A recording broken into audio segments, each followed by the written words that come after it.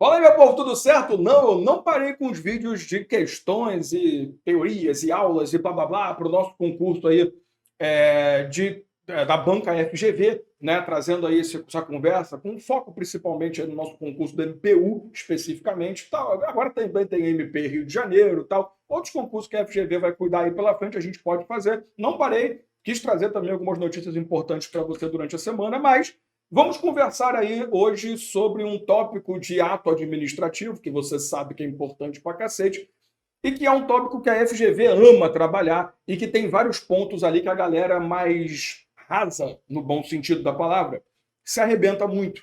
Eu vou explicar já já essa história, mas antes de tudo, o professor Azevedo aqui na área, é um grande prazer estar com você. Se você não está inscrito ou inscrito ainda, se inscreve no canal, dá um like, compartilha, não esquece de ativar a notificação. Eu sei que a gente sabe ouvir essa porra todo vídeo, mas é só pra dar uma moral pro tio, não custa nada. Só que o YouTube falou assim: olha, nossa, que legal. Apesar do cabelo, apesar da cara, o pessoal até que atura esse imbecil aí. Gente, olha só. Quando você estuda elementos ou requisitos do ato administrativo, muita gente, isso é mole, que eu fiz formal, é competência, modalidade. Eu sei, beleza, parabéns. Só que quando você fala em FGV, FGV, FGV. Entendeu? Consegui falar 3 vezes FGV numa frase só sem muito esforço.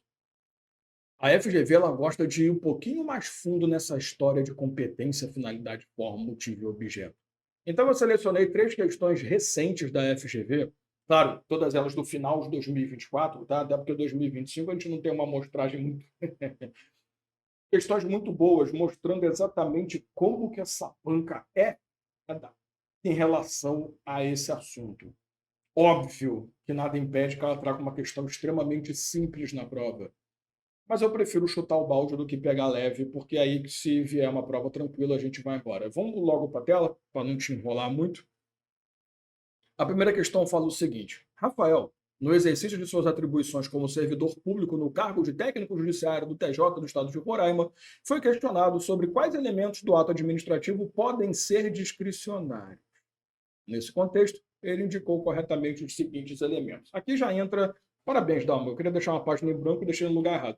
Mas tudo bem. Deixa eu dar uma corrigida aqui. Quem está ao vivo, corrige ao vivo também. Mas só para te explicar o que eu quero falar aqui. Quando você trata, agora sim, dos elementos e requisitos, aí você aprende competência, finalidade, forma. Eu não vou entrar no que cada um é não, tá? Se você quiser aprofundamento nisso aqui, por favor, estuda esse assunto, porque é a questão de qual é a função de cada um. Até na próxima questão eu vou falar um pouquinho, mas não é o objetivo dessa aula. Eu quero ir mais fundo nesse assunto. Toda vez que eu estou dando aula disso, eu gosto de falar o seguinte, galera. Esses requisitos ou elementos, depende da doutrina, tá? Como é que ela vai chamar, eles são obrigatórios em todo ato. Tá? Todo ato tem que ter esses 5. Faltou um, o ato perde validade, ele não tem a sua perfeição de formatação atingida. Porém, quando você olha esses 5 elementos, você precisa fazer uma separação. Porque você conhece o termo ato vinculado e ato discricionário, ou os termos, né? Ato vinculado é aquele em que o agente público tem que fazer exatamente como está na lei, sem margem de escolha, enquanto um ato discricionário traz ali, a própria lei vai trazer uma possibilidade. Então a lei ela é bem educadinha. Olha, nesse caso você pode fazer ou isso, de acordo com o que você achar mais eficiente. Mas óbvio que sempre dentro da lei, porque nós seguimos o princípio da legalidade.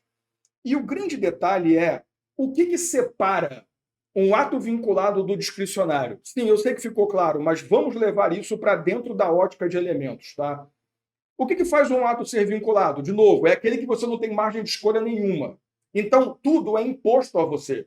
Competência, finalidade, forma, motivo e objeto estão explícitos na própria lei. E você não tem uma margem de lidar com isso. Ah, não, mas eu gostaria tanto, gostaria, dane-se. Pega a tua vontade, enfia no bolso e vai fazer o que a lei manda. Porém, o ato discricionário é um pouquinho diferente, né? Porque o discricionário, a lei vai trazer ali possibilidades de escolha. E dentro desses elementos aqui, existem 2 elementos que representam essa possibilidade de escolha, que são os elementos que nós chamamos de mérito administrativo ou mérito do ato administrativo, motivo e objeto.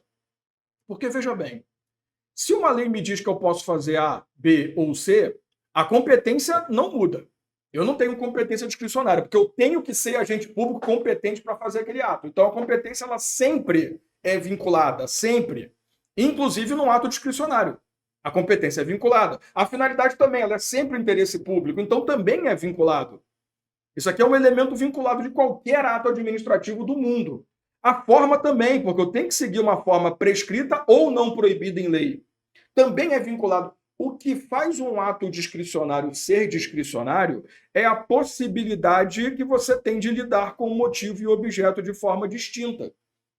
E aqui que está o grande ponto. O que é um ato vinculado? É um ato que os 5 elementos são vinculados. O que é um ato discricionário? É um ato em que eu tenho 3 elementos vinculados, porém o motivo e o objeto são discricionários. É essa a diferença.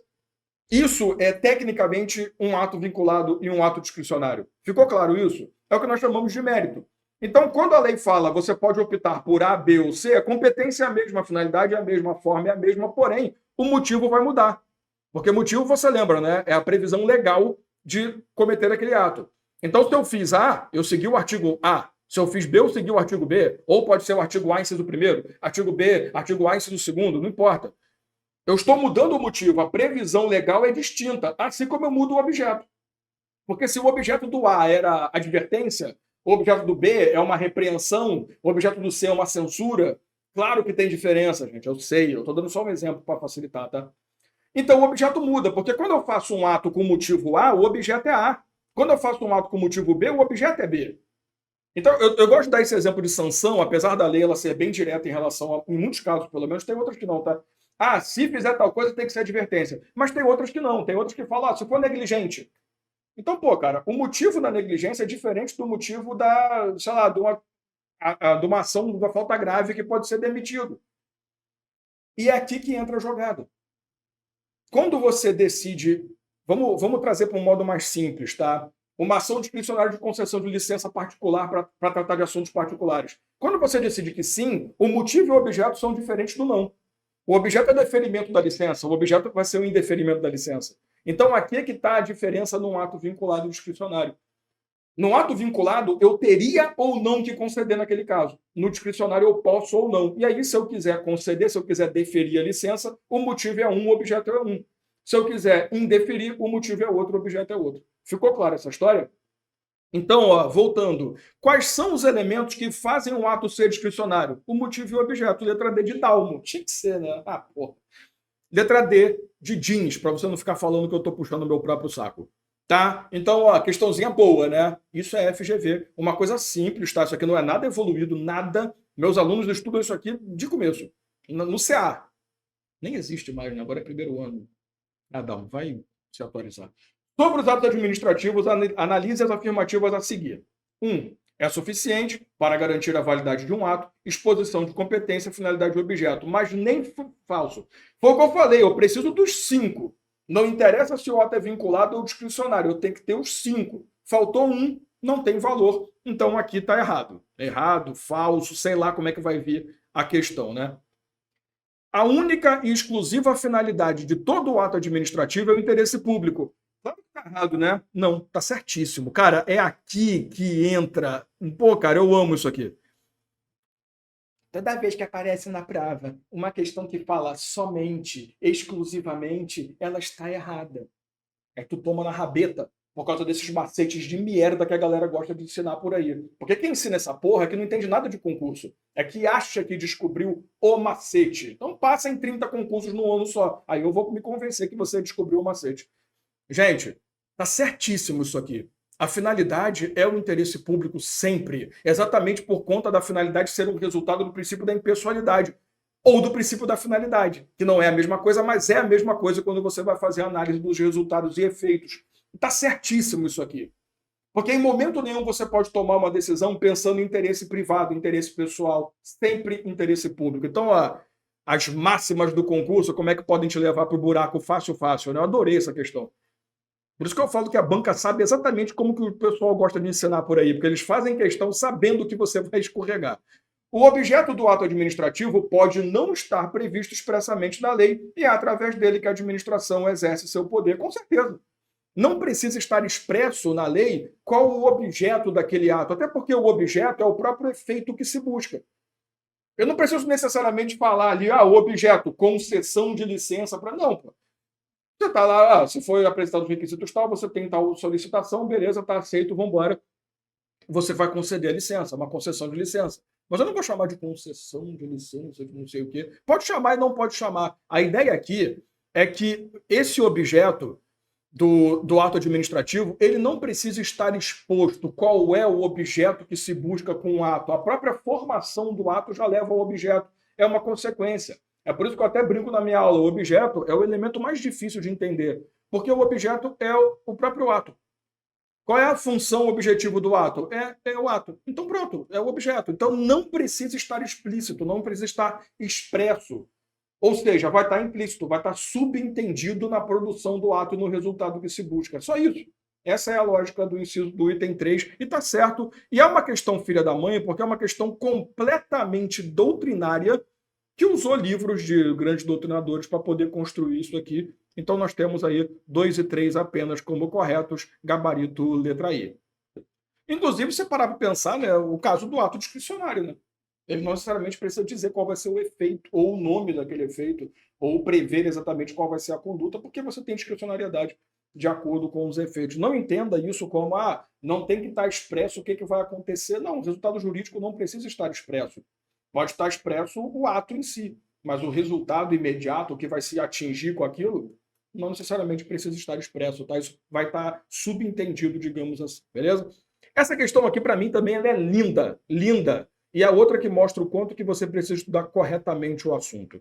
Em decorrência de razões de interesse público, certa autoridade administrativa, no regular exercício de suas atribuições, promoveu a remoção do servidor Aurélio, calcada em critérios objetivos, válidos e idôneos à realização do ato, considerando ainda a premente necessidade de servidores na lotação de destino, mas não formalizou prontamente a devida motivação de tal ato. Ou seja, ele foi lá, removeu. A remoção do servidor é um ato que precisa de justificativa, logo motivação, só que ele não apresentou a motivação.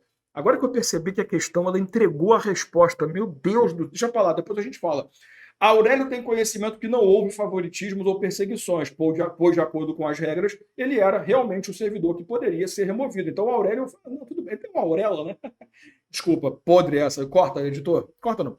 Na aludida situação, mas está inconformado com o mencionado ato, pois estava satisfeito do local que trabalhava, de modo que pretende suscitar que a ausência de justificativa caracteriza defeito insanável do ato. E aí que está o detalhe. Se você está sofrendo uma remoção, você precisa saber se essa remoção está correta dentro do sistema. O que é a motivação de um ato? É a demonstração de todas as razões que levaram a tomar aquela decisão para que você possa confrontar a decisão se você não concorda. A motivação é exatamente isso, é a explicitação dos motivos da parte de direito, dos fatos, das condições, da historinha, do blá blá blá. Eu gosto de chamar de blá blá blá, desculpa. Tanto que eu tenho rolo na hora de falar, porque eu gosto de chamar de blá blá blá. Antes de chegar aqui no contexto, deixa eu explicar uma coisa para você. A questão não está falando do motivo, tá? Se você está pensando nisso, já sai fora. A questão está falando de motivação. O que eu escrevi aqui? E a motivação, ela não é um elemento do ato administrativo. A motivação é um princípio que rege a construção de atos. A motivação está prevista na Lei 9784 de 99, que é a Lei do Processo Administrativo. É muita lei, meu Deus, às vezes até enrola. E essa lei ela traz esse princípio como algo inovador, até porque já existia, claro, mas agora de uma forma bem definitiva, dizendo o seguinte: quando você vai produzir um ato administrativo, nem todos, mas alguns, vão precisar de uma justificativa bem definida. Por isso que eu falo que não é um elemento. Porque a motivação pode ou não existir no ato. Se ele pode ou não existir, não tem como ser elemento, que todo ato tem que ter todos os elementos. Então não é um motivo que a gente está falando, a gente está falando da motivação. E aí entra um quadrinho que eu monto para os meus alunos, que eu não vou passar para vocês, porque você não é meu aluno. Mentira, vamos lá. Quando você fala em motivação, nós temos duas possibilidades. Ou a motivação é obrigatória, então a lei exige, ou ela não é obrigatória. Vou botar facultativo para não ficar escrevendo muito, tá? O que significa motivação obrigatória? Eu preciso motivar. São os atos punitivos, são os atos que vão gerar ônus para a administração pública, sabe? A lei ela vai trazer vários pontos ali, tá? Quando você vai fazer uma remoção, ele não é um ato punitivo, tá? A remoção também não é um ato necessariamente oneroso, pode ser, porque pode gerar gastos. mas é um ato que modifica direitos, então que nega ou que concede. Então eu também preciso falar sobre isso. Porque eu preciso te dar armas para enfrentar. A motivação foi criada para isso, para você poder também ter o contraditório para defesa. Imagina que o teu chefe chega para você e te demite na administração pública. Aí você pergunta, por que você me demitiu? Por quê? Não, mas por quê? Por quê? Porque eu quis. Dane-se. Ah, então como é que eu vou enfrentar você na justiça? Eu vou colocar lá, a demissão foi injusta porque ele quis. Como é que vai ser? Subjetivo? Então a ideia é exatamente essa. A motivação ela serve para poder expor a objetividade do ato e garantir que aquela conduta não foi subjetiva. Você vê que a própria historinha foi passando paninho, né? Não, o Aurélio entendeu que está tudo certo, a autoridade agiu corretamente, mas não concordou. Então não é uma questão de agir certo ou errado apenas, é uma questão de dar armas para você enfrentar. E aí, vamos lá. A motivação sendo obrigatória, cara, esse é o quadro exatamente que eu ensino para os meus alunos, só que eu mudo ele toda a aula, tá? Não existe um padrão, mas a ideia é sempre a mesma. Quando ela é obrigatória, nós temos duas situações nos dois casos, né? Pode ter ou não ter. E ela existe no ato, ou ela não existe no ato, são efeitos distintos. Quando é facultativa, ela existe no ato ou não existe no ato. Vamos pensar aqui primeiro. Se a motivação é obrigatória e ela existe no ato, então o ato está correto, pelo menos em relação à motivação. Concorda comigo? Então, beleza, não tem problema nenhum. Aqui nós não temos vício. Perfeito? Assim como uma motivação facultativa que não existe, também não tem vício. Por que eu botei temos lá em cima? Se eu podia escrever não tem, né? Que aí você não está nem entendendo o que eu estou escrevendo, tá? Então tá bom, obrigado. Agora, obviamente, vai clicar no troço errado. É um desse. Agora, obviamente, quando você tem uma motivação obrigatória, ela não existe, nós temos vício. Assim como também uma motivação facultativa pode ter vício. É aqui que está o detalhe, tá, gente? Aqui é que está um detalhe.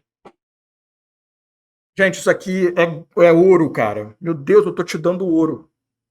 Porque eu amo vocês do fundo do meu coração, tá? Não é à toa que eu tô há 22 anos dando aula, não é à toa que eu tô há, sei lá, 10 anos aqui no YouTube.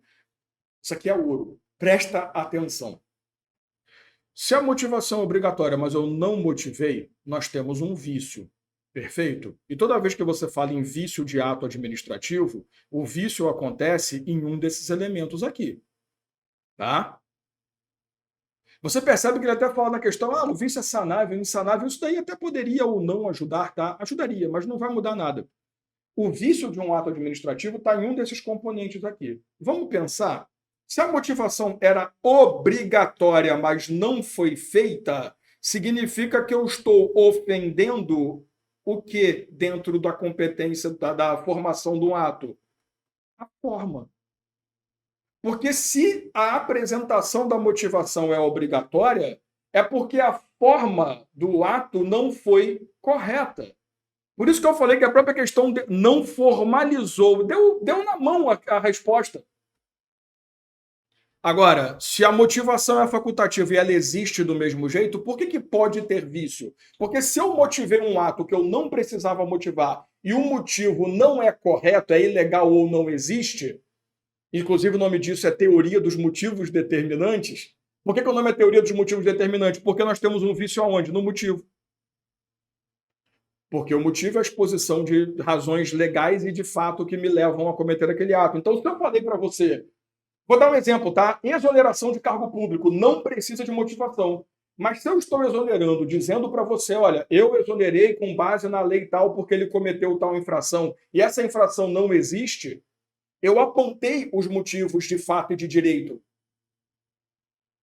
Só que eles estavam errados. Então o vício não é na forma, o vício é no motivo. Cara, isso aqui é ouro, porque veja, vamos voltar para a questão. Ele fez o ato, mas não formalizou. Gente, remoção precisa de justificativa. Tá lá na lista, tá? A remoção de servidores não está explícito, não está implícito, está explícito. Tá, deixa eu falar. Ela é uma justificativa que precisa estar explícita. E mesmo que você não soubesse disso, é meio óbvio, porque olha a pergunta. Nesse contexto, desculpa, a ausência de motivação da remoção corresponde a vício. Então, a própria questão já falou, sim, tem vício, eu só quero saber aonde. A ausência de motivação na remoção Como ele fez um ato e ele não disse a motivação e não teve ali a justificativa, ele não formalizou, o vício está onde? Na forma. Gabarito letra A. Não está no motivo. Até porque se fosse no motivo, ele falaria aqui, ó, a motivação foi apresentada, porém é contestada. Porque quando a motivação aparece, é porque a forma foi respeitada. Ah, mas Dalmo, a forma não era obrigatória, mas também não era proibida. Então, se tem motivação, a forma está respeitada. Gente, se a motivação é facultativa, a forma está respeitada. Acabou. Entendeu? Ter ou não ter, eis a questão. É. Então, cara, olha que questão maneiríssima. E fácil até, tá? Pô, mas eu precisei, você precisou de 40 minutos para explicar. Claro que na hora de explicar demora mais. Mas para quem já domina isso aqui, é muito fácil, ainda mais que eu falei, né? Eu estava lendo ali, pô, formalizou. Meu Deus, esse filho da... entregou a questão. Você viu como é que a FGV cobra atos? Não é brincadeira não, cara, mas ó, tudo que eu mostrei para você aqui nessas três questõezinhas, já é praticamente 90% do que a FGV pode cobrar. Em relação a elementos, claro, tá? Não estou falando de atributos, não estou falando de convalidação, não estou falando de extinção de ato. Tem um monte de coisa para frente. Não estou falando de perfeição, classificação, espécie, nada disso. Agora, elementos, eu acho que eu posso falar que eu te dei 99% da questão de prova. No máximo tem aí uma doutrina, alguma coisa que pode ser que ela empurre, mas nós estamos no caminho certo. O que você achou dessas questões aí? Comenta. Você conseguiu entender? Ficou alguma dúvida? Deixa a sua dúvida aí, estou à sua disposição. Eu respondo em no máximo 36 anos. Tamo junto? Obrigado pelo carinho. Até o próximo vídeo.